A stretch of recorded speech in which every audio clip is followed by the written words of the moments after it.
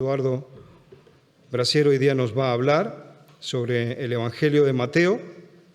Los niños subirán, también tendrán su tiempo devocional, pero vamos a leer el texto para que empecemos a tenerlo en cuenta y luego Eduardo nos va a dar la meditación. Vamos a abrir en Mateo capítulo 21 y vamos a leer los versos de 1 a 11, que es sobre lo cual nos va a hablar Eduardo.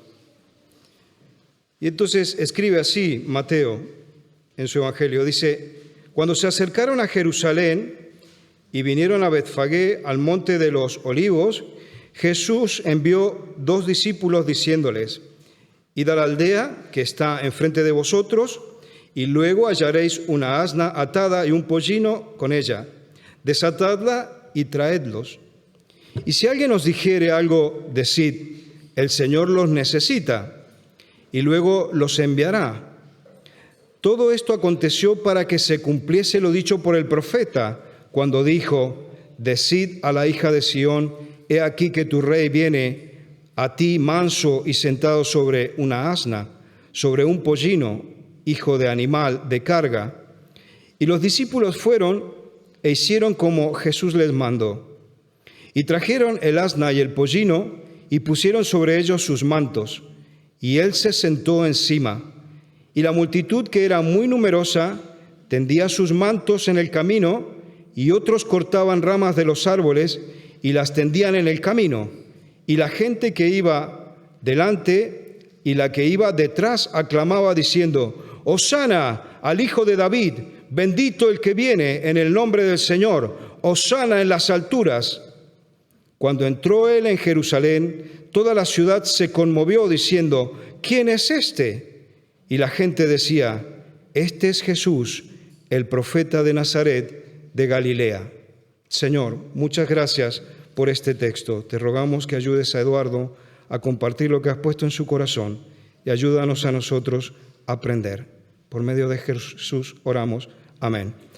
Quisiera empezar diciendo que está especialmente contento ver a Susana y Nora con nosotros esta mañana. Son 2 miembros de la iglesia en Solou que han sido una fuerza tremenda para nosotros. Que de verdad que Dios os bendiga mucho.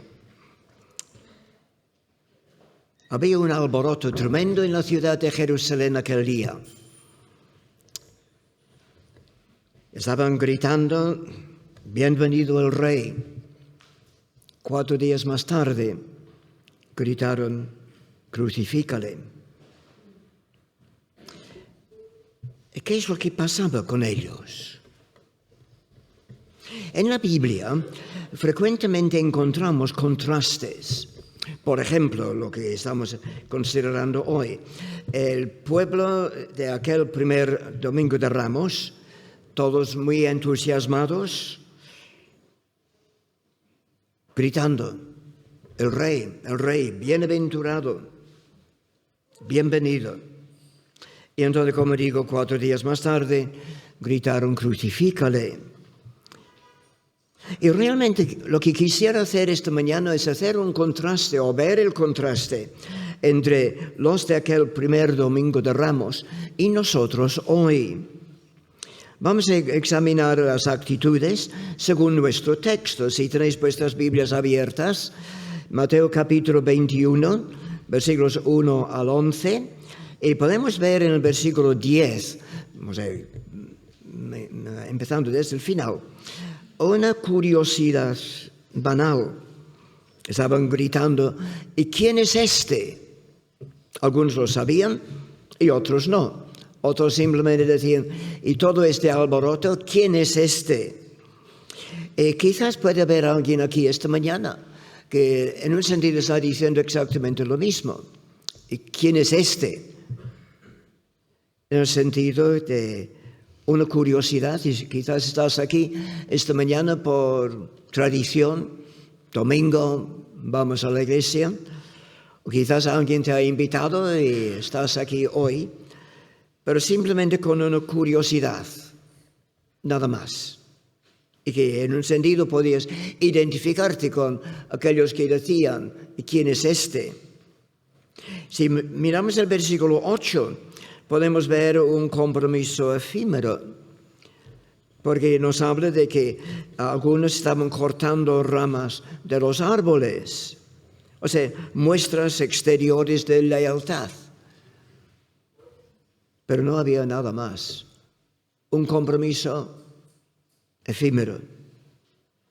Y si miramos los versículos 8 y 9, podemos ver una profesión de fe superficial. Nos dice el versículo 8 que extendieron prendas o ropa por el camino. Era una manera de expresar o tratar de una persona como soberano. En un sentido estaban diciendo, todo lo nuestro a tu disposición. Pero voy a sugerir que era una profesión muy superficial. Y quizás tú esta mañana estás haciendo una profesión muy superficial. Sí, dices y haces cosas exteriores como de lealtad. Y en un sentido estás diciendo todo, Señor, a tu disposición. Y aún, como dice el versículo 9, pueden ir citando versículos de la Biblia. Realmente en los versículo 9 están citando 2 salmos. Y lo que nos dice en Lucas capítulo 19, estaban cantando himnos. Estaban cantando los 2 salmos, 118, versículos 25 y 26, y también citando el Salmo 148, versículo 1. O sea, aún cantaban himnos judíos. Pero una profesión de fe muy superficial. ¿Sabéis que esta mañana podemos hacer exactamente lo mismo? Cantar himnos, canciones. Y podemos ir diciendo, Señor, límpiame todo lo que impide el fluir de tu amor. Entonces vamos menospreciando a alguien en la iglesia. O alguna otra persona porque viene de otro país, cantando himnos, pero una profesión de fe muy superficial. Y aún más, podemos ver en el versículo 5 una comprensión parcial de las Escrituras. Sí, sabían citar la Biblia, sabían citar y llamarle rey. Pero como hemos dicho, 4 días más tarde, crucifícale. Entonces, esta comprensión parcial de las Escrituras, quizás podríamos decir una comprensión selectiva de las Escrituras. Esta parte me gusta, esta parte no me gusta. Esta parte, sí, me da ánimos, me alimenta, tal como hemos estado cantando. Tu palabra me alimenta. Pero este es un reto. No estoy de acuerdo con él, no me gusta. O sea, nosotros también podemos tener una comprensión selectiva de las Sagradas Escrituras. No, la Biblia dice que toda la Escritura, inspirada por Dios y útil para que podamos ir creciendo. Entonces, ¿qué es lo que pasaba con ellos? Pues, como hemos dicho, tenía una fe débil, una fe fluctuante, una fe pobre. Pero hoy podemos preguntarnos, ¿cómo es nuestra fe? De verdad. Sí, estás aquí, has creído en Cristo como tu Salvador, sabes que Él ha llevado tus pecados en la cruz, te ha perdonado, tienes vida eterna, pero tu vida realmente refleja la suya, suficiente para que seas un modelo a imitar. ¿Reflejas el carácter de Cristo en tu vida? ¿De verdad quieres servirle? ¿Otros pueden ver en ti el fruto del Espíritu Santo? Vamos a mirar someramente algunas características que deben estar presentes en tu vida, si dices que eres cristiano, para reflejar el carácter de Cristo y poder honrar de verdad, honrarle a Él como tu Rey, Rey de Reyes, Señor de Señoras. En el boletín tenéis 6 características de un creyente maduro.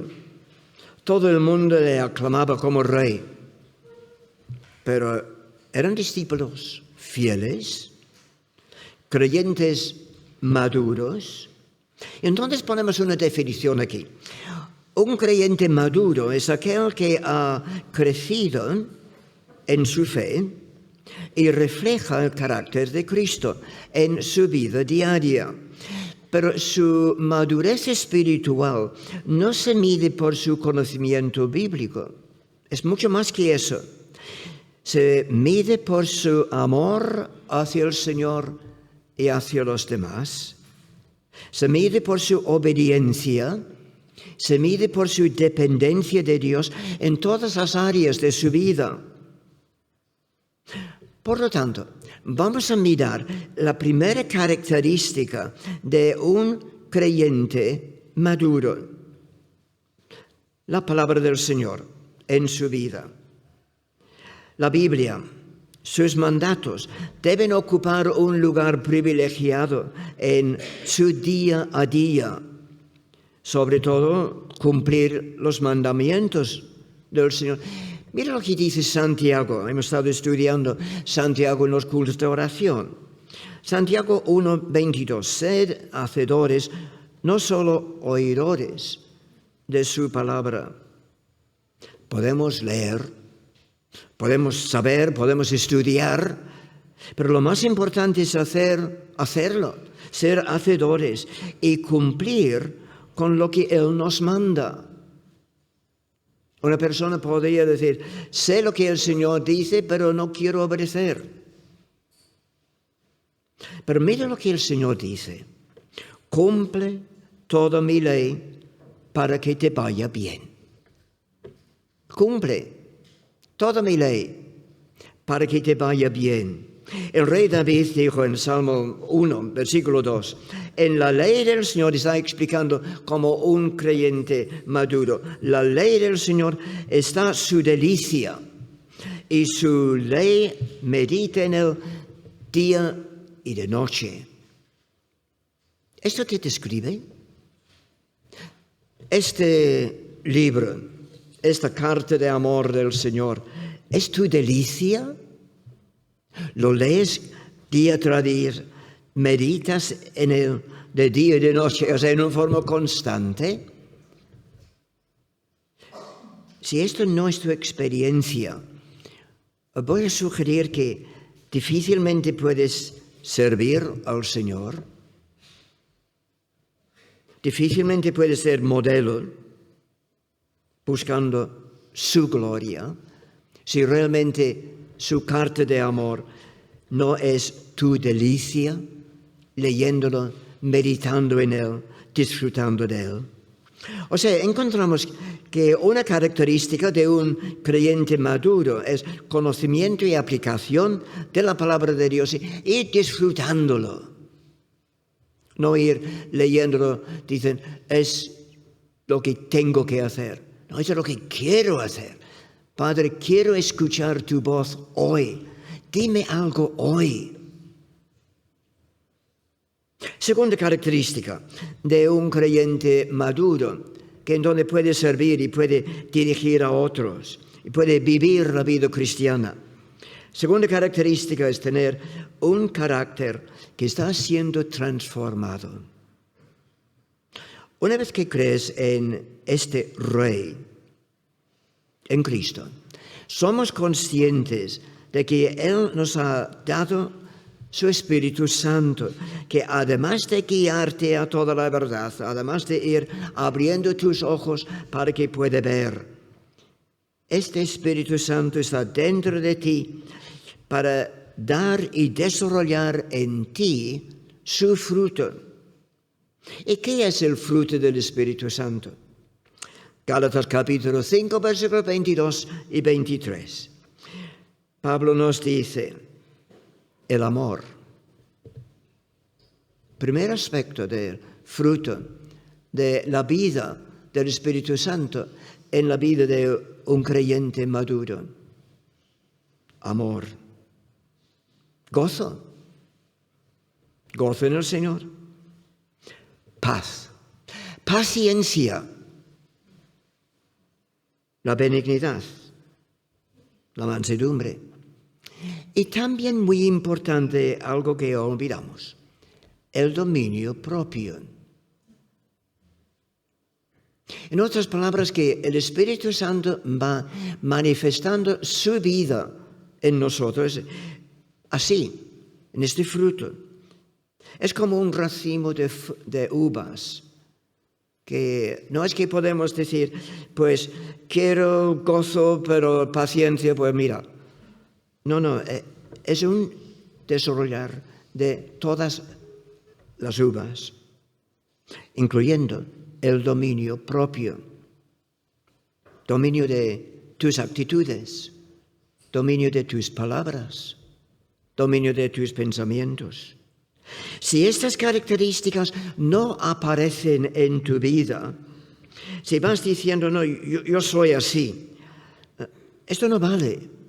Porque el Espíritu Santo quiere ir cambiándote, ir transformándote. El sacrificio de Cristo en la cruz a tu favor es demasiado importante para no ver la necesidad de cuidar de tu salvación con temor y temblor, de esfuérzate para ir diciendo, Señor, transfórmame día tras día. El creyente maduro no significa ya ha llegado a la perfección, no es eso, pero está en camino. Se puede ir viendo cómo el Señor está obrando en tu vida. Si otros no pueden detectar en ti progresos, hay algo que anda mal. Necesariamente tenemos que ser transformados.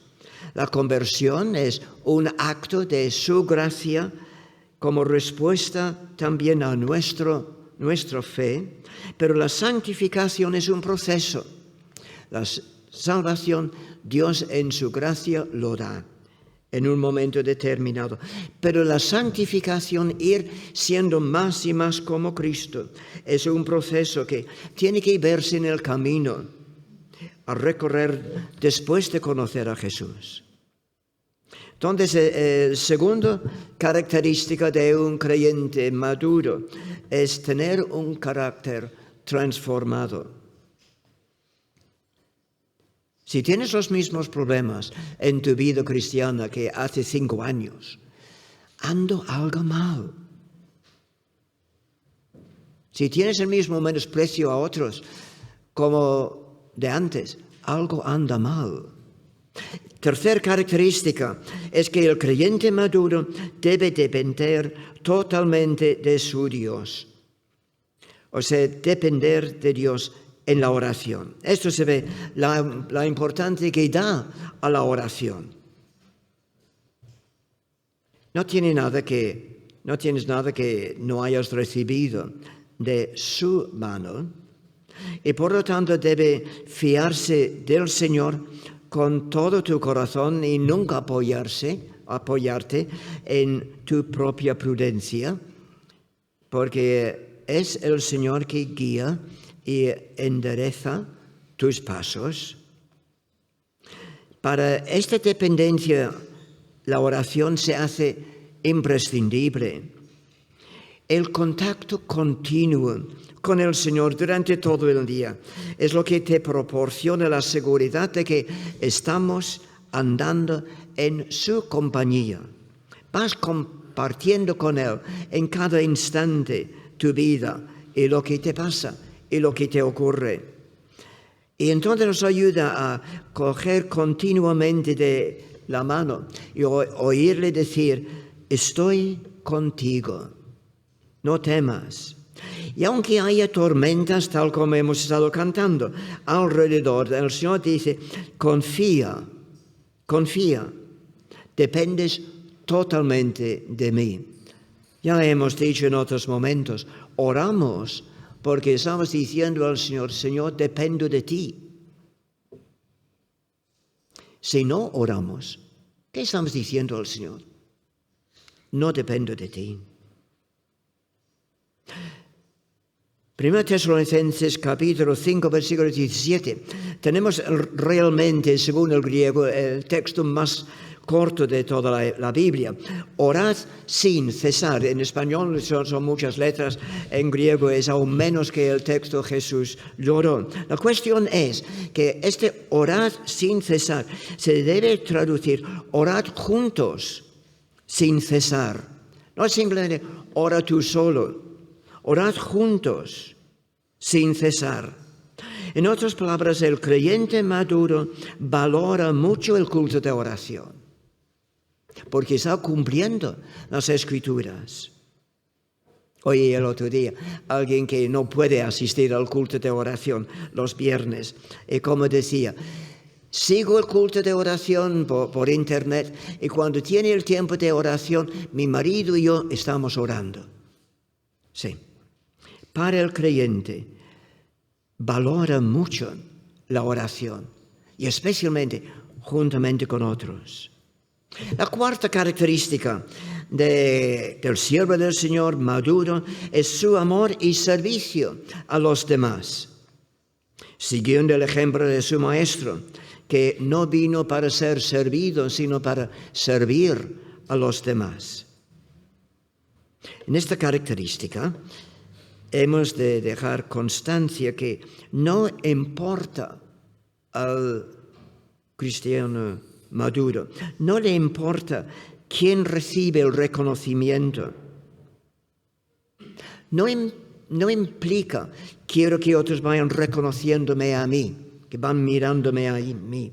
Y aún más, no le importa que otros reciben el reconocimiento de lo que tú mismo has hecho. Es que lo que le importa es el progreso del reino de Dios. No importa quién lo hace. El creyente maduro busca este progreso del reino de Dios. Y es lo que le induce a servir y vivir por la audiencia de uno, sirviendo al Señor. No importa si otros reconocen lo que tú has hecho.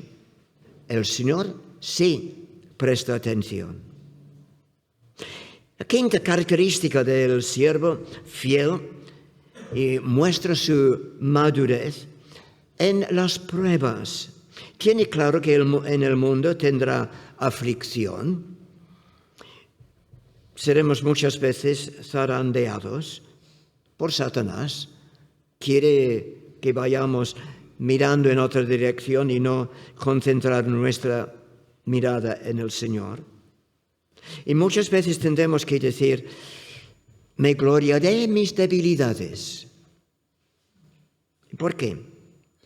Porque oímos al Señor decir, bástate mi gracia, porque mi poder se perfecciona en tus debilidades.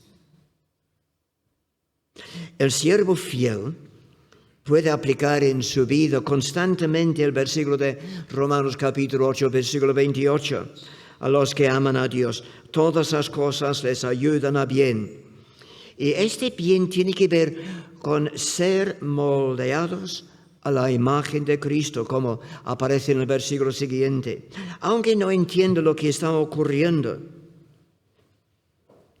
puede seguir adelante, confiando en su Rey, que mi Padre está en control de todo.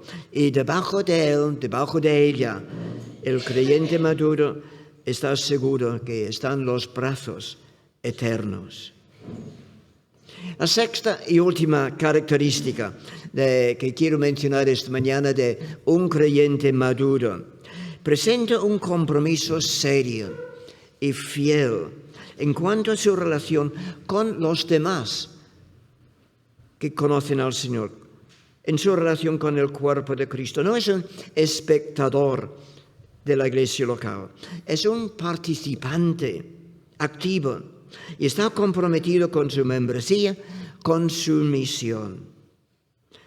Ningún miembro que con estas características puede vivir su vida sin estar fuertemente ligado al resto de los miembros y vivir en armonía con los demás.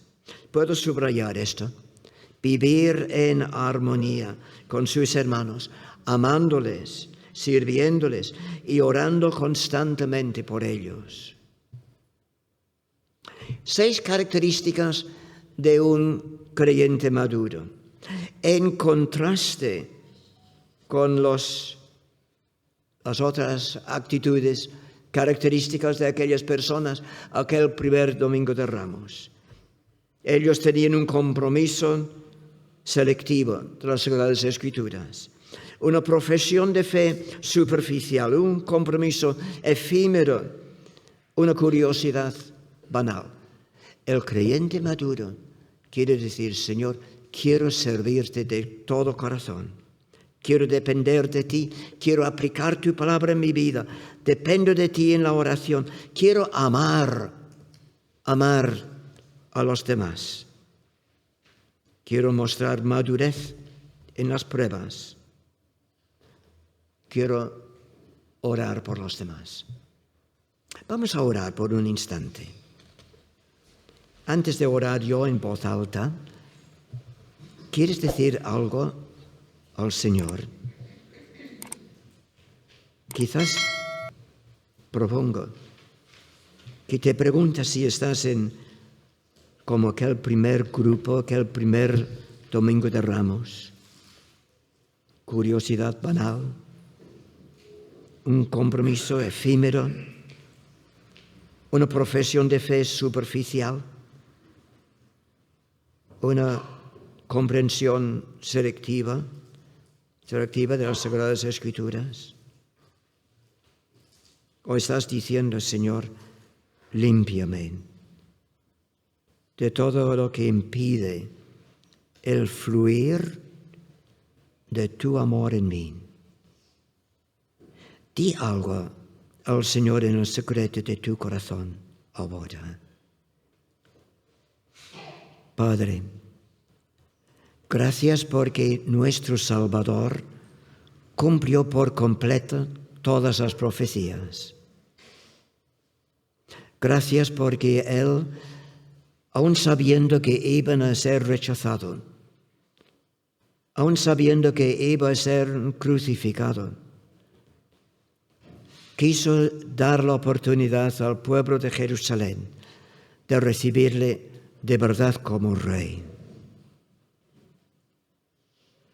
Padre, perdónanos que tantas veces en nuestra vida hemos proclamado con nuestra boca